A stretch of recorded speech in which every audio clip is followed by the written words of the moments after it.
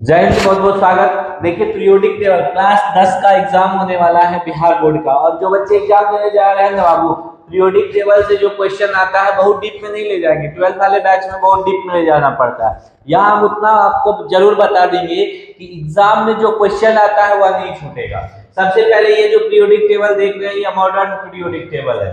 Periodic table से जो पहला सवाल आपसे पूछा जाएगा, उदग्र स्तंभ या ऊर्ध्वाधर स्तंभ को क्या कहते हैं। ये जो देख रहे हैं ये उदग्र स्तंभ है। ये कौन स्तंभ है?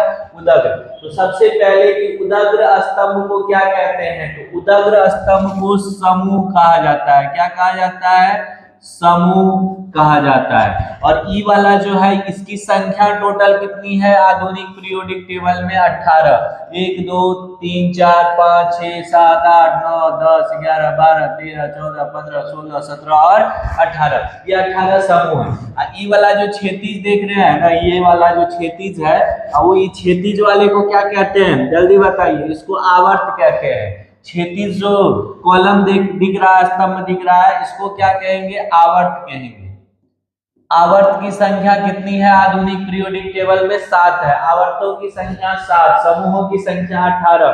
समूह 18, आवर्त 7। समूह 18, आवर्त 7। उदग्र स्तंभ समूह, उदग्र स्तंभ समूह, क्षैतिज स्तंभ, क्षैतिज जो है वह क्या कहलाएगा? आवर्त कहलाएगा। अब सुनिए, आवर्त 1 2 3 से जो क्वेश्चन और क्या पूछ सकता है? आवर्त 1 में तत्वों की संख्या, ये रहा आवर्त 1। तो आवर्त 1 में तत्वों की संख्या जो है वह कितनी है सर? जल्दी देख के बताइए। 2। आवर्त 1 में 2 तत्व है। आवर्त 2 में 2 यहाँ, 2 4, 2 6, 2 8। इसमें कितना? 8। इसमें भी 8। इसमें यहाँ से यहाँ तक गिनिएगा तो 18। इसमें भी कितना है? 18। इसमें 32, क्योंकि इसका लेंथेनाइड वाला नीचे है। तो मेन जो है, पहला आवर्त में कितने तत्व? 2। दूसरे आवर्त में 8। तीसरे आवर्त में 8। चौथे में 18 और पांचवें में 18। पहले आवर्त को क्या कहते हैं? अति लघु आवर्त। पहले को अति लघु आवर्त, पहले को अति लघु आवर्त। दूसरा और तीसरा लघु, और ये दोनों दीर्घ आवर्त कहलाता है। पहला आवर्त अति लघु, दूसरा और तीसरा लघु, तीसरा, चौथा और पांचवा दीर्घ आवर्त कहलाता है। कोई दिक्कत? आधुनिक आवर्त सारणी में ज्ञात तत्वों को सजाया गया है किसके आधार पर? बढ़ते परमाणु संख्या के आधार पे। मेंडलीफ ने जो आवर्त सारणी दिया था उसमें किसके आधार पे सजाया था? मेंडलीफ के कले वाला वीडियो में हम बताए थे, मेंडलीफ के आवर्त सारणी में द्रव्यमान, बढ़ते परमाणु द्रव्यमान के आधार पे, जबकि आधुनिक आवर्त सारणी बाबू किस पे? आधुनिक आवर्त नियम या सारणी जो है वह किस आधार पे सजा हुआ है? परमाणु संख्या। किसके आधार पे? परमाणु संख्या के आधार पे। आधुनिक आवर्त नियम परमाणु संख्या, मेंडलीफ का आवर्त नियम परमाणु द्रव्यमान के आधार पे। आधुनिक आवर्त नियम पूछे तत्वों का भौतिक और रासायनिक गुण, उसके परमाणु संख्या का आवर्त फलन होता है। आधुनिक आवर्त सारणी को देने का काम किसने किया था? मोस्ले ने। आधुनिक आवर्त सारणी किसने दिया? मोस्ले ने। किसने दिया गुरुजी? मोस्ले ने दिया। कोई दिक्कत? अब जो टॉप मोस्ट बातें पूछेगा एक एक करके बता रहे हैं, ध्यान से सुनिएगा। बहुत शॉर्ट में एग्जाम नजदीक है, एक शॉर्ट में कहानी खत्म।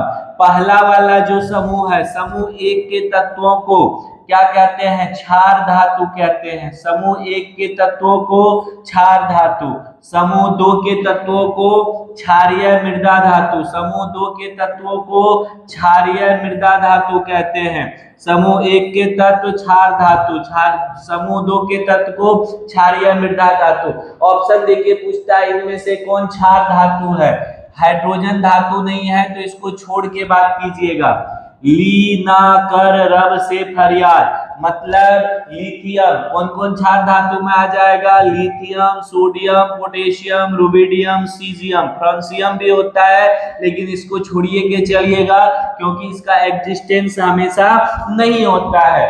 तो हलीना कर रब से फरियाद समूह 1 के तत्व होते हैं। तो कौन कौन? लीना मतलब लिथियम, सोडियम। कर मतलब कर रब से, तो कर मतलब पोटेशियम, रुबिडियम और सीजियम किस समूह के तत्व है? समूह 1 के तत्व है। क्षार मृदा धातु है बाबू, धड़ल्ले से पूछेगा, जितना बतवा बोल रहे उतने पूछेगा। अगर समूह 2 के तत्वों की बात कर लीजिएगा तो क्षारीय मृदा धातु, इसमें हो जाएगा beryllium, magnesium, calcium, strontium, barium. इतना याद रहेगा, बेरिलियम, मैग्नीशियम, कैल्शियम, स्ट्रोंशियम और बेरियम। बेटा मांगे कार, सुंदर, बाप राजी, ठीक है। तो बेटा से बेरियम, मांगे से मैग्नीशियम, कार से सीए मतलब कैल्शियम, हाँ, सुंदर मतलब क्या हो जाएगा? या सफारी भी याद रख लीजिएगा, एसआर सफारी, कार सफारी, बाप राजी, तो सफारी स्ट्रोंशियम हो जाएगा और बाप का बी ए ले लीजिएगा बेरियम। तो barium, beryllium, magnesium, calcium, strontium, barium, ये सब कौन धातु? क्षारीय मृदा धातु। बाबू रट लीजिए, अभी समय है, इससे एक क्वेश्चन छपने वाला है। समूह 1 के तत्व को क्षार धातु कहते हैं। आप किसी कंपटीशन में जाइएगा तब भी पूछेगा, समूह 1 के तत्व को क्षार धातु कहते हैं, समूह 2 के तत्व को क्षार मृदा धातु कहते हैं। ये बीच वाला जितना देख रहे हैं ये संक्रमण तत्व है। ये कौन तत्व है? संक्रमण तत्व है। कौन तत्व है? ट्रांजिशन एलिमेंट है। कहां से कहां तक? 3 से लेकर के 12 तक। इसको आपको नहीं जानना है, ठीक है। इसमें एटॉमिक नंबर जिसका जिसका हम कह रहे हैं जान लीजिएगा। फेकोनी, फे से हो गया आयरन, आयरन का 26, को से कोबाल्ट 27, नी से nickel 28, iron 26, cobalt 27, nickel 28, cuisine, cuisine में हो गया कॉपर 29, जिंक 30। इतना का एटॉमिक नंबर टॉप मोस्ट है जो पूछेगा। इसके अलावे जो आपको पूछ सकता है एजी का 47 याद रखिएगा, एयू गोल्ड का पूछा हुआ है बाबू, गोल्ड का 79, गोल्ड का 79, पीटी का 78, पीटी का 78, एचजी यानी मरकरी का 80, पीटी 78, एयू 79 और एचजी 80। प्लेटिनम, ये गोल्ड और मरकरी 78, 79, 80 टॉप मोस्ट बातें हैं, धज्जी उड़ा के पूछेगा। आज के वीडियो से बाहर कुछ नहीं पूछेगा। अगर इस सेक्शन से पूछना हो तो जो बोलते हैं ध्यान से करके जाइएगा। इसके अलावे पी ब्लॉक में 13 से लेकर के 18, समूह 13 से लेकर के 18 तक के तत्व कहाँ आते हैं? पी ब्लॉक के अंदर आते हैं। समूह 13 से लेकर के समूह 18 तक के तत्व पी ब्लॉक तत्व कहलाते हैं, क्योंकि लास्ट इलेक्ट्रॉन पी ब्लॉक में जाता है। इसके बाद जो आपको पूछेगा निम्नलिखित में से कौन, 10th वाला कॉन्सेप्ट हम बता रहे हैं, 12th वाला ना बाबू, यहाँ ध्यान से देखिए। निम्नलिखित में से कौन उपधातु है? कौन उपधातु है? ये जो देख रहे हैं ना, boron, silicon, germanium, arsenic, antimony और टेल्यूरियम और पोलोनियम। याद रखिएगा ये उपधातु में यही सब आपको मिलने वाला है। इसमें से कोई रहेगा टिक मार दीजिएगा। जनरली जर्मेनियम, आर्सेनिक और एंटीमनी आपको मिलेगा। सिलिकॉन रहेगा तो इसको भी टिक मार दीजिएगा, दिमाग में छाप लीजिए। सिलिकॉन, जर्मेनियम, आर्सेनिक और एंटीमनी। एंटीमनी का एटॉमिक नंबर कितना है? 51 है। एंटीमनी को Sb कहते हैं, आर्सेनिक As होता है, जर्मेनियम Ge होता है, सिलिकॉन Si होता है। ये सभी उपधातु हैं बाबू, रट लीजिए, आज दिमाग में छप जाना चाहिए। कौन कौन उपधातु है तो याद रखिएगा, सिलिकॉन, जर्मेनियम, आर्सेनिक और एंटीमनी। टॉप मोस्ट बातें पूछेगा, 1 नंबर यहां से एग्जाम में छपने वाला है आपका। उसके बाद बढ़िए, निम्नलिखित में से कौन हेलोजन है? हेलोजन में याद रखिएगा फ्लोरो, क्लोरो, ब्रोमो, आइडो और अस्टेटाइन होता है। याद नहीं हो रहे तो काम चल जाएगा आपका। ये 4 फ्लोरो, क्लोरो, ब्रोमो, आइडो हेलोजन्स है। हेलोजन्स में कौन कौन हो गया बाबू? हेलोजन्स में कौन कौन हो गया? हेलोजन्स में जल्दी बताइए। ग्रुप 17 के तत्व, समूह 17 के तत्वों को हेलोजन्स कहते हैं। इसमें कौन कौन? फ्लोरो, क्लोरो, ब्रोमो और आइडो आ जाएगा। 7, 17, 35 और 53 यानी फ्लोरीन, क्लोरीन, ब्रोमीन और आयोडीन, ये सब हेलोजन्स है। क्या है? हेलोजन्स है। याद रखिएगा, विद्युत ऋणात्मकता इसका सबसे अधिक होता है, उससे कम इसका, उससे कम इसका, उससे कम इसका होता है। आगे समझ लीजिए, हेलोजेंस क्लियर हो गया। अक्रिय गैसों के समूह से एक क्वेश्चन रहता है पक्का। अक्रिय गैस कौन कौन है? Helium, neon, argon, krypton, xenon, radon. कौन कौन? Helium, neon, argon, krypton, xenon, radon. Helium, neon, argon, krypton, xenon, radon. Helium, neon, argon, krypton, xenon, radon. ये सभी अक्रिय तत्व हैं। या आदर्श गैस भी कहा जाता है, या निष्क्रिय गैस भी कहा जाता है। ये सभी समूह 18 के तत्व हैं। किस समूह के तत्व हैं? समूह 18 के तत्व है। समूह 18 में किनको रखा जाता है? अक्रिय गैसों को रखा जाता है। अक्रिय गैस में helium, neon, argon, krypton, xenon, radon. Helium, neon, argon, krypton, xenon, radon. याद रहेगा, समूह 18 के तत्वों को क्या कहते हैं? अक्रिय गैस कहते हैं। इतनी बात अगर दिमाग में छप गई तो अब सुनिए, जो टॉप मोस्ट बातें पूछता है बाबू इस वीडियो से बाहर, अगर मॉडर्न पीरियोडिक टेबल से पूछ लिया ना तो आज के बाद हम पढ़ाना पक्का छोड़ देंगे ऑनलाइन में। कभी नहीं आपसे कुछ बोलेंगे, सजेस्ट करेंगे, इससे बियॉन्ड कुछ नहीं जाने वाला है। ध्यान से सुनिए, किसी भी समूह में ऊपर से नीचे आने पर, किसी भी समूह में ऊपर से नीचे आने पर परमाणु आकार बढ़ता है। किसी भी समूह में ऊपर से नीचे आने पर, किसी भी समूह में ऊपर से जब आप किधर आइएगा? नीचे की ओर आइएगा। ऊपर से नीचे आने पर आकार क्या होगा? बढ़ेगा। परमाणु आकार क्या होगा? बढ़ेगा। क्यों बढ़ेगा?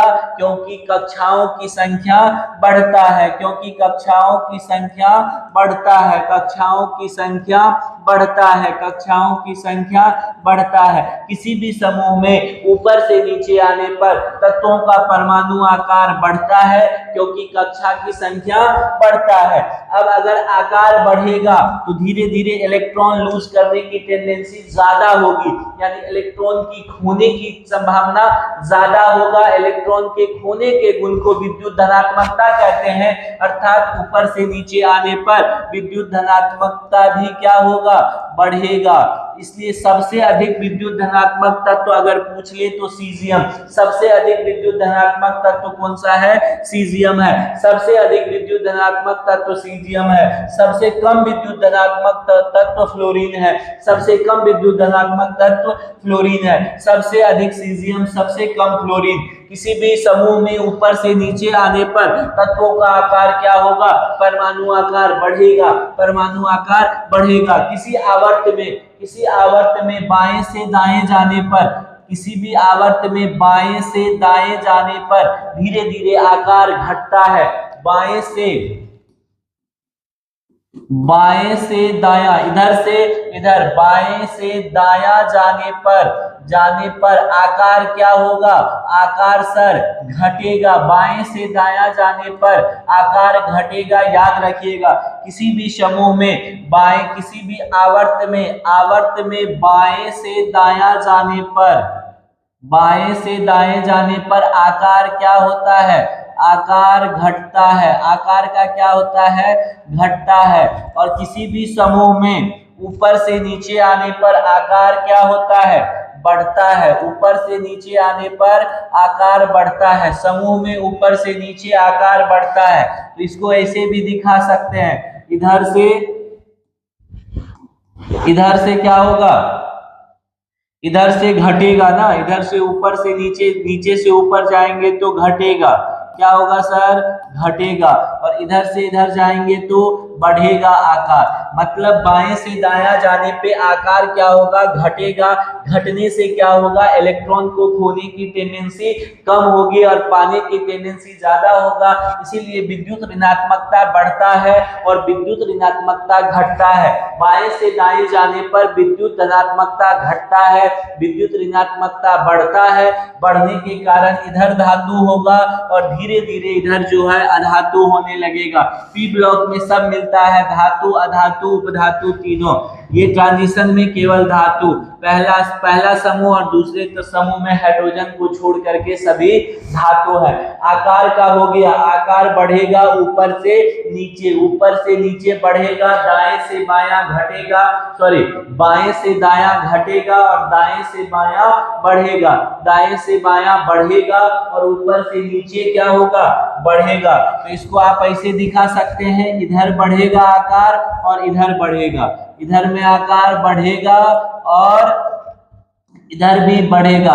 अगर आकार बढ़ेगा तो विद्युत धनात्मकता बढ़ता है, विद्युत ऋणात्मकता घटने लगता है। कौन तत्व कहाँ है, किसका क्या परमाणु संख्या है, पोजीशन क्या है, ये तमाम बातें, कौन अधातु है, कौन उपधातु है और कौन धातु है, जिसके लास्ट में यम लगा रहे, जिसके लास्ट में यम लगा रहे, किसको छोड़ करके, हीलियम को छोड़ करके, वह जनरली धातु ही होता है। उसके अलावे भी धातु होते हैं लेकिन वह धातु होगा।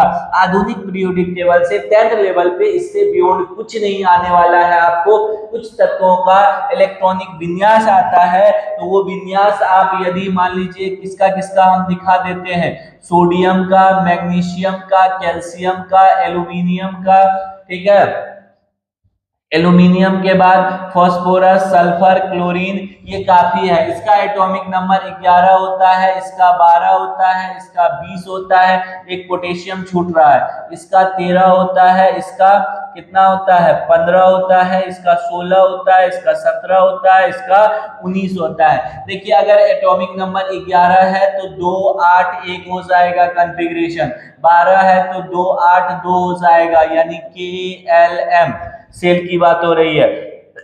20 है तो 2 8 8 2 हो जाएगा, 13 है तो 2 8 3 हो जाएगा, 15 है 2 8 5 हो जाएगा, 16 है तो 2 8 6 हो जाएगा, इसका 17 है तो 2 8 7 हो जाएगा, इसका 19 है तो 2 8 8 1 हो जाएगा। जिसके बाह्यतम कक्षा में जितना इलेक्ट्रॉन है उसको संयोजी इलेक्ट्रॉन कहते हैं। किसी भी तत्व के बाह्यतम कक्षा में उपस्थित इलेक्ट्रॉन को संयोजी इलेक्ट्रॉन कहा जाता है। अगर नाइट्रोजन की बात करिएगा तो नाइट्रोजन में संयोजी इलेक्ट्रॉन की संख्या कितनी होगी, 5 होगी। अगर ऑक्सीजन की बात कीजिएगा तो ऑक्सीजन में संयोजी इलेक्ट्रॉनों की संख्या 6 होगी, ऑक्सीजन में 6 होगी। अगर फ्लोरीन का बात कीजिएगा तो 2 7 संयोजी इलेक्ट्रॉनों की संख्या 7 होगी। इससे बियॉन्ड जिसका एटॉमिक नंबर जो बोले हैं आप देख लीजिएगा 10th में पीरियोडिक टेबल से, मॉडर्न पीरियोडिक टेबल से इससे ज्यादा आपको नहीं पूछेगा, इस बात की गारंटी है। बने रहिए एग्जाम तक, वो तमाम टॉपिक हम टच कर देंगे जिससे कमजोर बच्चे भी एग्जाम में पास करके आ जाए अच्छे मार्क्स से। मिलते हैं पुनः, बहुत बहुत धन्यवाद।